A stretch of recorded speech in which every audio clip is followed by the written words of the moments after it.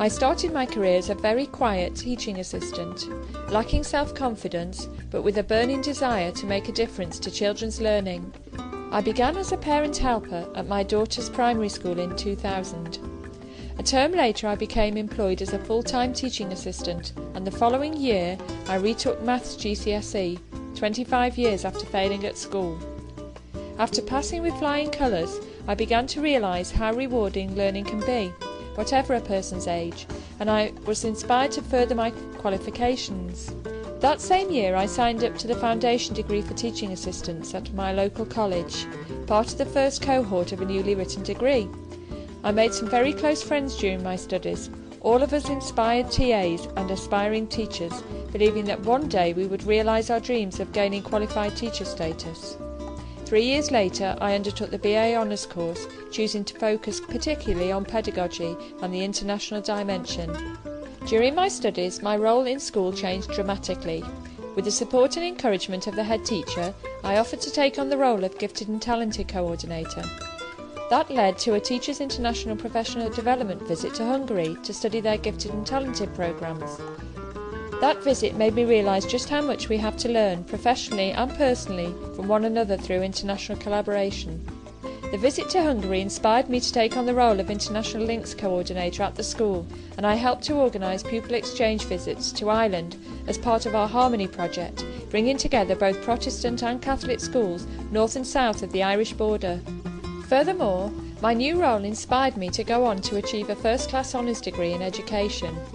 For part of my final year's dissertation, I included a comparative study of education systems in England, Denmark and Hungary, along with an account of a visit to another of our link schools, Kamarasai Inclusive School in Masindi, Uganda, where peer support of able-bodied and disabled pupils is having a profound effect on children's learning.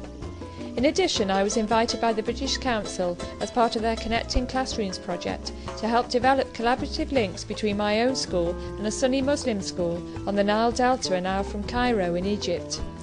It was the first time that the school had hosted visitors from the UK, and both the pupils and staff were fantastic.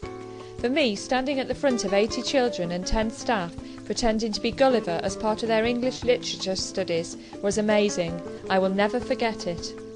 Another opportunity, made available to all staff and grabbed with both hands by me, was to contribute to the school's journey towards personalising learning for all by being part of a school-based TIPD visit to Warana Park Primary School in Australia. These links are at senior leadership, teacher and teaching assistant levels, and both schools are committed to sharing their knowledge and understanding about 21st century learning. Warana Park, for example, has innovatively redesigned its learning spaces to increase the capacity of its pupils to learn both collaboratively and independently, and to work with adults within the school as co-constructors of their own personalised learning journeys. The trip to Australia had a profound impact on me, my colleagues and my school. Not only did we get to see the set of neighbours and meet Dr. Carl, we also put forward proposals that have fundamentally changed the pedagogy at our school, including the ways in which independent learning is facilitated. My experience as a teaching assistant has been a highly motivational one. With the right support, the opportunities are there for TAs to make a significant contribution to 21st century learning. So if you're a teaching assistant, grab those opportunities and go for it. The sky's the limit.